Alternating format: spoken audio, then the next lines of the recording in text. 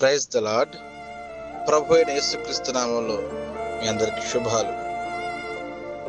భక్తుడైన దావీదు జీవితంలో అనేక పర్యాయాలు శ్రమ వచ్చినను తను మనుషుల వైపు చూడలేదు, తనకు ఆశ్రయ దుర్గమైన దేవుని వైపే చూచాడు.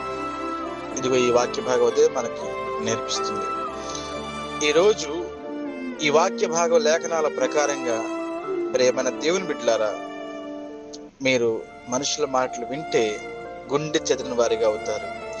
దేవుని శరణు కోరి దేవుని మాట ప్రకారంగా జీవిస్తే దేవుడు నాకు సహాయం చేయగల దేవుడు నాకు ఆశ్రయదుర్గమని నేను నమ్మి ఆయన మాట ప్రకారంగా జీవిస్తే ఆయనే మనకి సహాయము చేసి మేలుకరంగా మన జీవితాన్ని మలచి శత్రువుల అందరి ఎదుట మన తలను హెచ్చిస్తాడు.